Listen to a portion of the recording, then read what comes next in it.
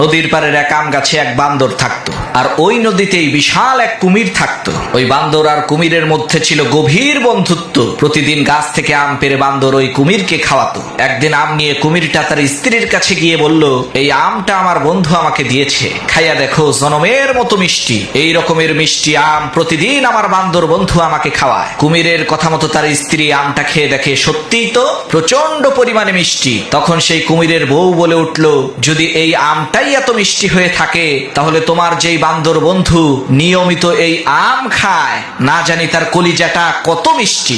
আমি কিছুই বুঝি না, যে কোনো মূল্যেই হোক আমাকে ওই বান্দরের কলিজাটা তুমি এনে দিবা। বউয়ের এই কথা শুনে পরের দিন কুমিরটা বান্দরের কাছে যেয়ে বলল, ভাই বান্দর, তোমার ভাবি তোমাকে দাওয়াত দিয়েছে। গতকালকে তোমার আর আমার গভীর বন্ধুত্বের আলোচনা শুনে সে বলেছে, বান্দর তোমার এত ভালো একজন বন্ধু, তাহলে একদিন তাকে আমাদের বাড়িতে নিয়ে এসো। কুমিরের এই কথা শুনে বান্দর কোনো কিছু না ভেবে এক লাফে কুমিরের পিঠে এসে বসলো আর বলল, চলো আজকে ভাবির হাতের রান্না খাবো। চলতে চলতে নদীর মাঝখানে যাওয়ার পর কুমির বলে উঠল, ভাই বান্দর, আসল কথা হলো তোমার ভাবি তোমার কলিজাটা খেতে চায়, এ কারণেই আমি তোমাকে নিয়ে যাচ্ছি। কুমিরের এই কথা শুনে বান্দর ভয় পেয়ে গেল, কিন্তু সে হাই হুতাশ না করে হেসে দিয়ে বলল, আরে ভাই, এই সামান্য একটা বিষয় তুমি আমাকে আগে বলবা না?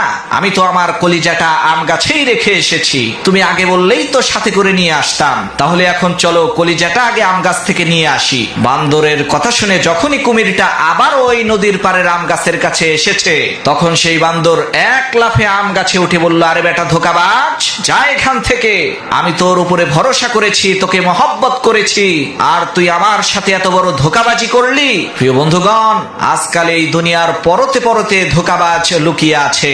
আপনি সবাইকে যখন বিশ্বাস করবেন, সবাইকে যখন ভালোবাসবেন, তখন অবশ্যই কিন্তু আপনি ধোঁকাবাজের খপ্পরে পড়বেন।